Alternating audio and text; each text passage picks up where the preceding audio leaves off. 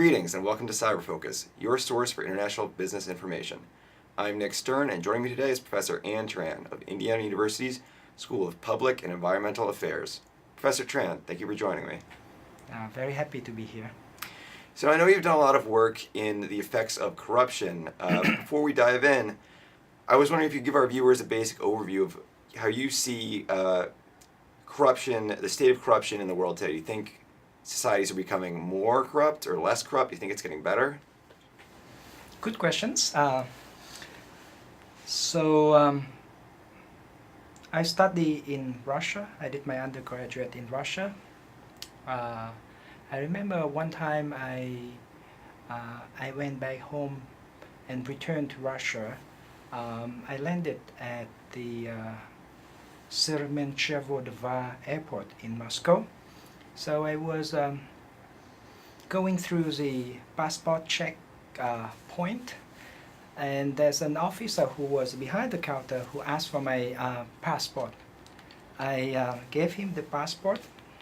He took my passport, and in front of me, he ripped off the photo from my passport, and he showed me the passport again, and he said, "Why did you put your photo on someone else's passport?" Right in front of me. So what it means is, why don't you put $20 into and this pass you?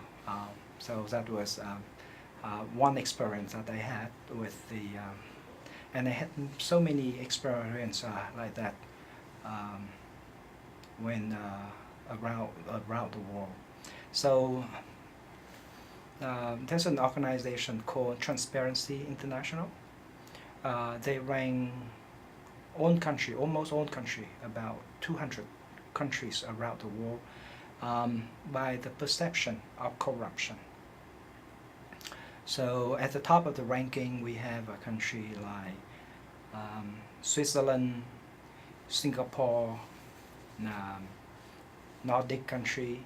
United States ranked around number 10. It varies from year to year.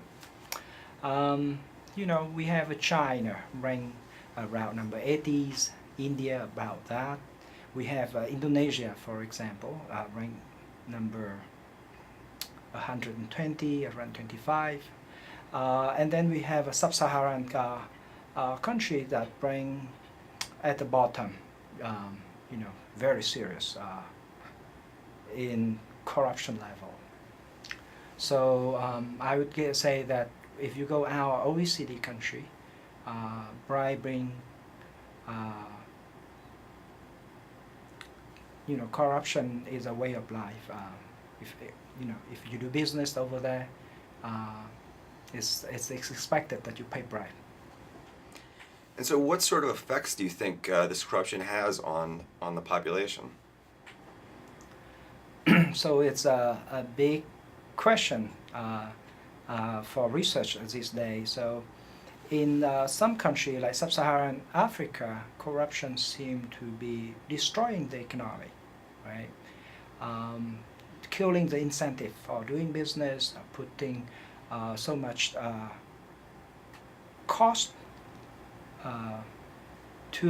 for doing business in those countries, distorting the allocation of resources. Now, but in a country like China, for example, corruption is very significant, but economically China has been doing quite well. So the challenge is to understand the effect, why corruption seem to be so destructive in some economies, and seem to be allowing for economic growth in other countries. So it's a challenge, and I don't think we have a good answer to that for now. And so what are some of the things that the world can do to try to make these, try to prevent corruption? Well, so that's something related to your audience. Your audience might be interested in. So one of the things we have done is some countries have some regulation to prevent corruption. you know, paying bribes to win contract is an unspoken rule in international business. And companies from the US, from multinationals, have been doing it for many years, many decades. And during the 70s, there's an outcry of such corrupt practices in the US. And so that the US authority had to implement what they call a Foreign Corrupt Practices Act, that prevent US companies from paying bribes overseas. However, US is the only country that did that. Other multinational from other OECD countries did not have to be subject to such a law.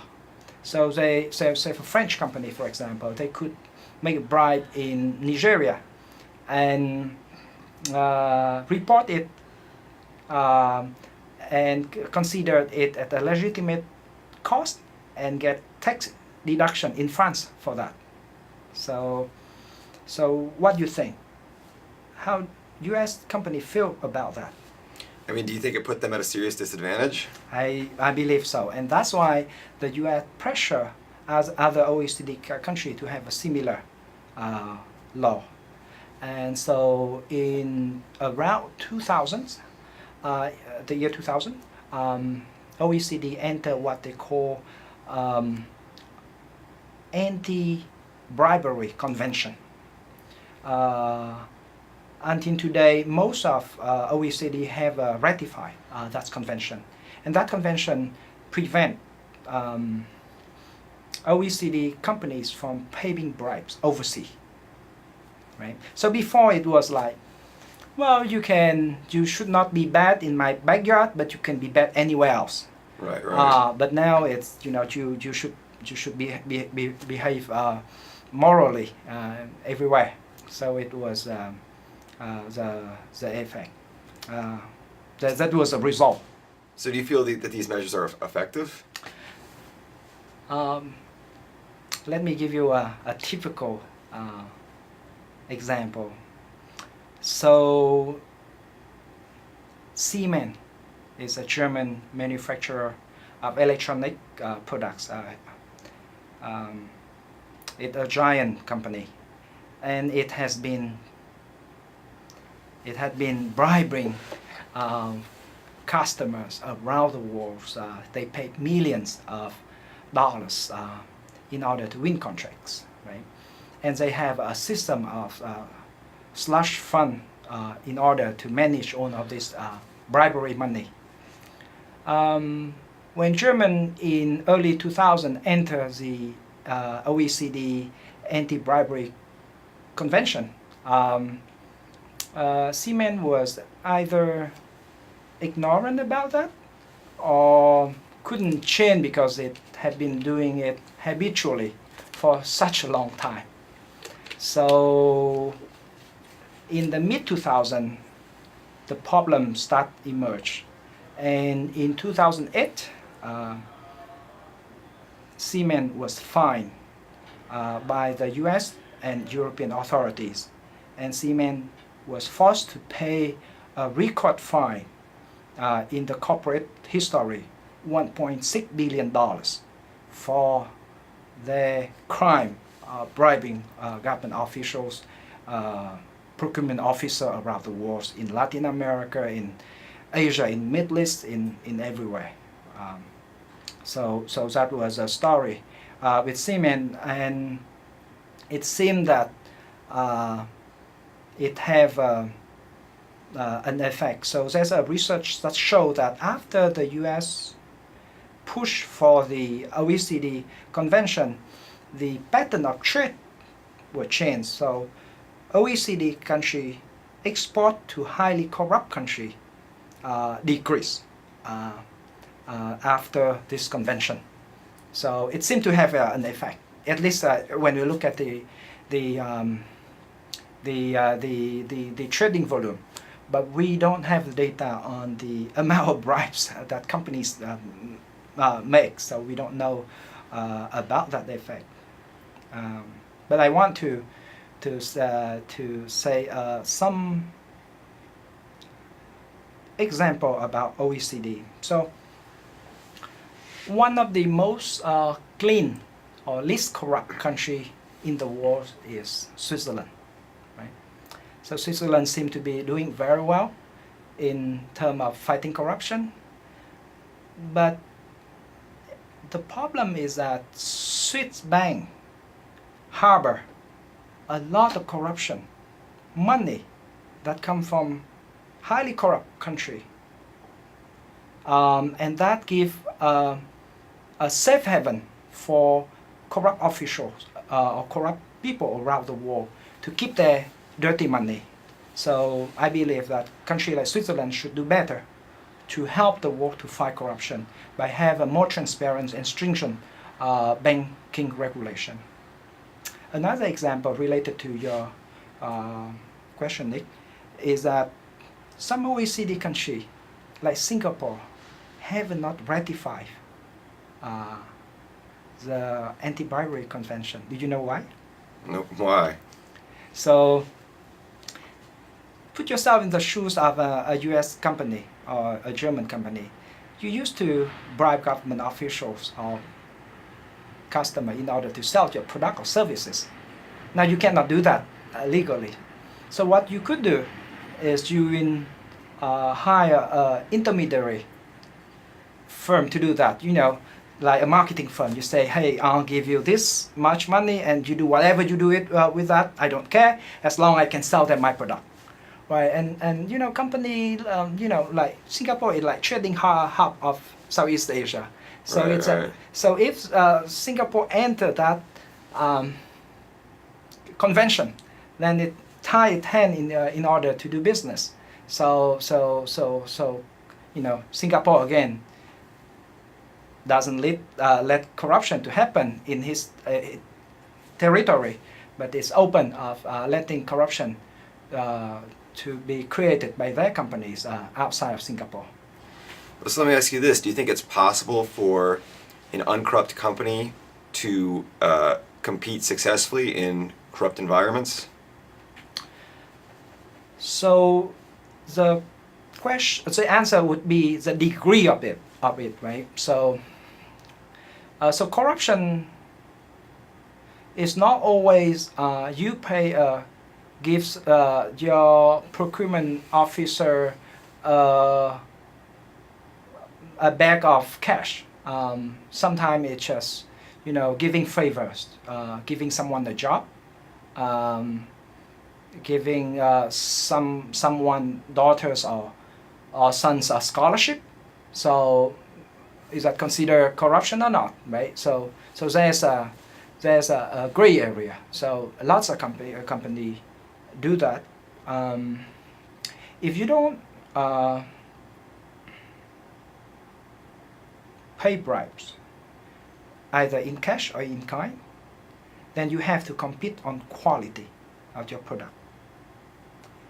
And if your competitor is also have a quality product and is willing to pay bribe, you are in a more disadvantaged position. And you have to be really superior in your quality in order to win the contract. I don't think it's impossible, but it makes the competition harder. So now, what are some of the we've talked a little bit about some of the areas of the world that are suffering from corruption more than others. Mm-hmm. Are there any areas that you think are especially prone to decrease their corruption in the near future? So fighting corruption is a very challenging task. It's an important task for our world today, but it's a very challenging task. Very few countries recently have been successful in fighting corruption. two standing out example are Singapore and Hong Kong. So though a small country, and they have a strong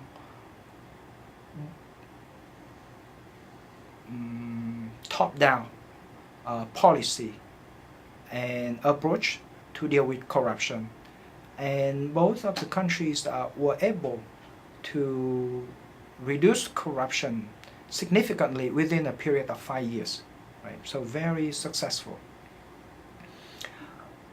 For the rest of the world, we don't see such example, particularly among country with bigger size, bigger population. So it seems like only top-down measure to fight corruption are not working.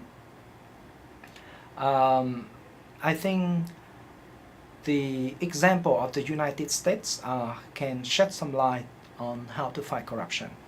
So we look at around the US today, we don't see a lot of direct corruption, right? So very few people would give cash bribe to a government official or to a policeman. There's some cases, but not as many as in other countries. But we tend to forget that just the U.S. in during the 19th and the early 20th century was relatively corrupt.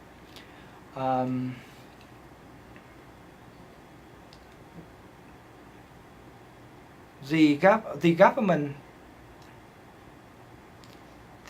So if you look at the chart that shows the corruption level in the U.S., corruption actually increased during the economic growth of the U.S. During the late 19th century. At the same time, there's a lot of scandal, and the media exposed a number of corruption cases in the U.S. And it took about 75 years for the U.S. to gradually to reduce its corruption level. We really hope that it shouldn't take developing countries so much time to deal with their corruption. But so far, it seems it is a uphill battle to fight corruption in many places around the world. I mean, is there anything really that the United States can do to help these countries prevent corruption, or is it really something that has to come from within the countries themselves? So from my experience, the to fight corruption,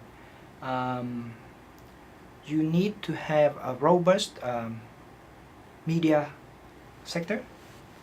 You need to have a strong civic society, and people need to have ability to speak out their criticism of the bad behavior of government official. So democratization, it's something that need to be bottom up. That only the people in those countries can do and can get for themselves. Although outsider like aid agency or government of the of Western country probably can help to somewhat facilitate this process by giving training to investigative journalists. They can provide training for the few civil society NGOs, so that those people got the skills, so that they can speak for themselves and they can defend their own the interest of the public. So So that is we could provide some assistance. But again, this is the task that only the population of those countries can do by themselves. All right, Professor Tran, thank you so much for joining us. Thank you. That's all for this edition of Cyber Focus. If you have any questions or suggestions for future episode, please contact us at ciber@indiana.edu.